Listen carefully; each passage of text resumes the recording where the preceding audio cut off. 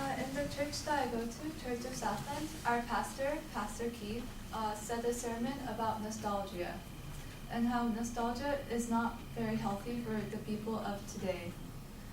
The quote by George W. Ball states, "Nostalgia is a seductive liar." And I agree with that nostalgia is a seductive liar.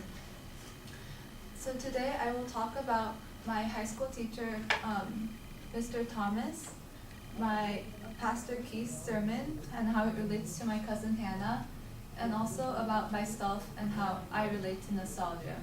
So first, in my high school, I had a history teacher named Mr. Thomas, and I really liked him. And at one point he was talking about after the Great Depression, World War II came along, and then how that ended. And Mr. Thomas's dad he actually lived through the Great Depression, and he also fought in World War II. So after World War II, Mr. Thomas's dad came home and he worked as a grocery bagger. And one of the things that really irritated him was as he was bagging people's groceries, people would complain, "Oh my gosh, the price of bread and the price of this food item has gone up so much. When back in my day, I could have gotten this for a nickel." And Mr. Thomas's dad would always think to himself, irritated, "Yeah, sure it was a nickel back then, but nobody had a nickel back then." And so every people are sometimes getting nostalgic over the old times when the price of gum or something was like a penny or a nickel or a dime.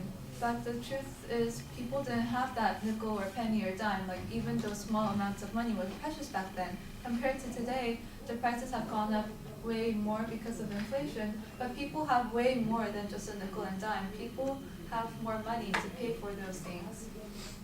So the second thing I would like to talk about is my Pastor Keith's sermon and how it relates to my cousin Hannah.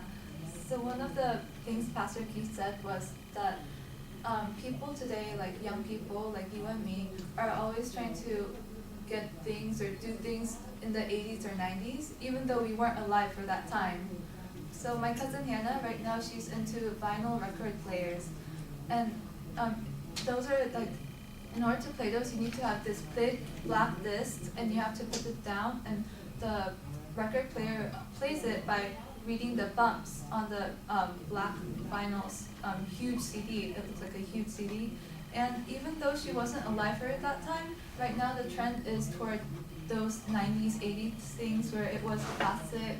So she's getting really interested in that, even though she has so much more better technology today. She has her iPhone, she has loudspeakers, she has her computer, and she has the iTunes, and she has the Spotify. She has things where she doesn't have to lug around those vinyl record players and that player. She can just have it right in her phone or in her computer and play in the loudspeaker so much better.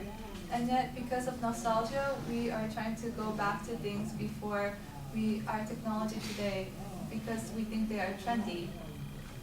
And finally, I would like to talk about myself and how I can relate to nostalgia.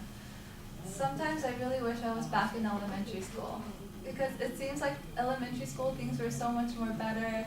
I didn't have as much homework, it was carefree. My best friend Lisa was still in the US and not in Canada.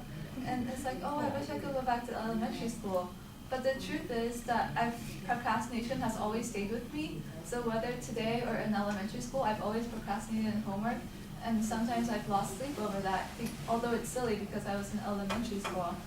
So even though I think, oh, I wish I could go back, it seems so much better in elementary school. The truth is, realistically, I can't, so I should just move along and mentally age as my body is aging. Because it's not good and it's not healthy for us to have the Peter Pan syndrome, which is wanting to stay young forever. That's not possible, and if we do that, it's not going to be mentally healthy for us because we won't be happy. In conclusion, I agree that nostalgia is a seductive liar.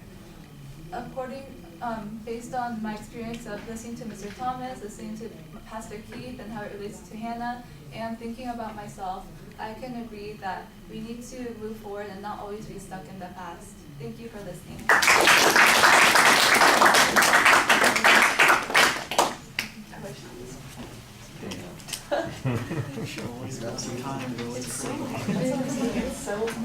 All right, well, I have to rush because you used all your time.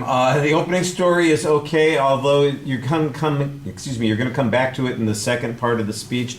So it wasn't quite clear to me how it fit in, except that there's a theme of nostalgia that's going on there. There is a good tie-in to the topic, but it doesn't really pull me in very well. There's an excellent preview of what you're going to talk about at the beginning of the speech. It's very well organized and easy to follow. I think you've got good details on telling the stories on each of the points that you have. You express yourself very efficiently. The delivery things are all very solid. You look at us, your attention is distributed throughout the audience while you're speaking. You do have kind of a quiet voice, but I think you use it pretty well. There's good variety, and we can hear you, so you don't have to shout at us, and you're doing a good job on that. It felt a little bit right before you got to the conclusion like you were kind of shifting. You went to the Peter Pan syndrome thing. I thought that's really kind of a different topic, but I can see that there's a connection there. But I like the summary. I think the summary brings us back to the point that you're trying to make, and it's all very well organized. So you did a very good job. Thank you.